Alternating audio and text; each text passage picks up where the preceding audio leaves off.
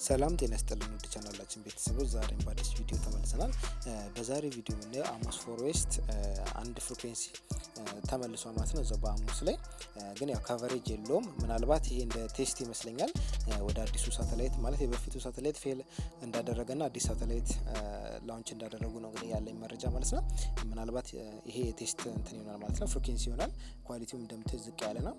ግን ያው ቻናሉ እንግዲህ በቅርቡ ይመለሳል የሚል እምነት አለኝ ማለት ነው። ይሄም ቢያንስ አንድ እንትን ነው ማለት ነው፣ ተስፋ ነው ማለት ነው የመመለስ እና ቻናሎቹ እንግዲህ ገብቷል ማለት ነው። በአንድ ፍሪኩዌንሲ ያለ ምናልባት በጣም እንትኑ ሲግናል ቢሙ በጣም ዝቅተኛ ነው ማለት ነው።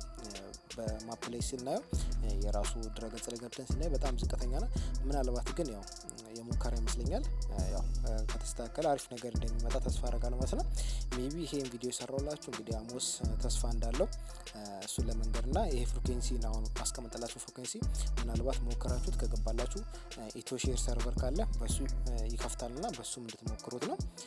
በአጠቃላይ አሞስ እንግዲህ የመመለስ ቻንስ አለው ብዬ ተስፋ አደርጋለሁ ማለት ነው። በጣም ብዙዎቻችን በጣም የምንጠብቀውና በጣም የምንወደው አሞስ ፎር ዌስት በጣም በመቋረጡ ብዙዎቻችን ያዘን ነው ማለት ነው። ለማንኛውም መሞከራችሁን አትርሱ ማለት ነው። ይሄን ፍሪኩዌንሲ እንግዲህ አዲስ ነገር ካለ ደግሞ ሙሉ ቪዲዮን ለቅላችኋል።